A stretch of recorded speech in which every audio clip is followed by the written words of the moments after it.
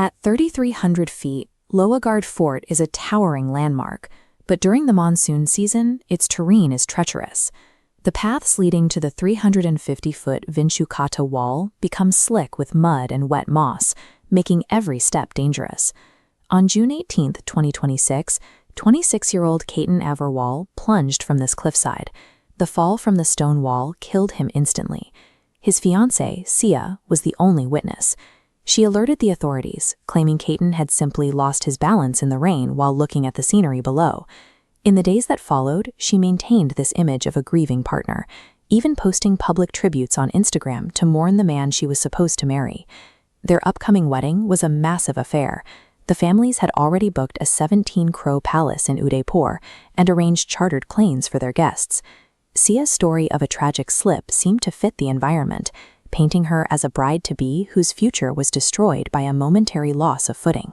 Local police initially accepted the explanation, filing an accidental death report. Slips and falls at Lohagad are frequent during the rains, making an accident the most likely conclusion. However, Ketan's father, a prominent real estate developer named Vishal Aggarwal, did not believe the official version of events. His skepticism was based on Ketan's history. As an experienced trekker, Ketan was familiar with this terrain and unlikely to be careless enough to fall over a cliff for a photograph. Vishal formally requested that the police investigate his son's death as a suspicious event, rather than an accident. This refusal to accept the easy explanation forced the police to look past the surface of Sia's story. The investigation began with the person closest to the scene. Detectives pulled Sia's phone records to look for anything out of the ordinary. They found a massive data anomaly.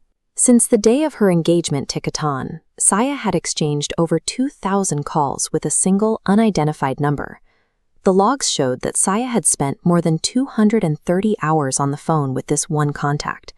The owner of that number was Ketan Chowdhury.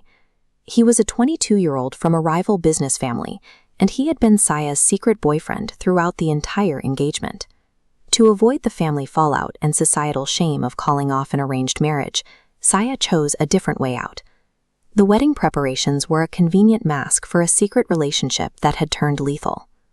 With a clear motive identified, police reconstructed the weeks leading up to the fall, uncovering multiple attempts to derail Ketan's life. On June 6th, Sia stole Ketan's passport at the airport to ensure he couldn't leave the country for their pre-wedding photo shoot in Bali. Canceling the trip kept Ketan in Maharashtra, where Sia had already been scouting locations for his death. On June 14th, just 4 days before he died, Sia had brought Ketan to this same ridge and pushed him. Ketan survived that attempt by grabbing a tree branch. Sia maintained his trust by telling him she had pushed him out of the way to protect him from a snake. These escalating incidents show that the fall on June 18th was the result of a calculated, repeated effort to kill him. Police used CCTV and tower data to track every movement on June 18th, rebuilding the scene of the final push. Ketan arrived at Aggarwal Fort wearing a heavy hoodie to hide his face from security cameras, despite the summer heat. He bypassed the ticket counters and left his own phone behind, attempting to leave no electronic record of his presence at the fort. He shadowed Sia and Ketan to the Vinchu wall, waiting for the right moment to assist Sia in the final, fatal push. Sia and Ketan relied on the idea that a physical accident with no digital trail at the scene would be impossible to solve. Their planning was focused entirely on the day of the crime. They ignored months of historical data that had already linked them together. Investigators even found CCTV of the pair at a cafe just 24 hours before the murder, coordinating the details of the attack. On June 23rd, police arrested both Sia and Ketan. Under interrogation, they confessed to the conspiracy. Sia tried to protect a social image by using violence, but the same technology she used to plan the act eventually exposed her lie. A digital footprint is much harder to erase than a slip in the rain.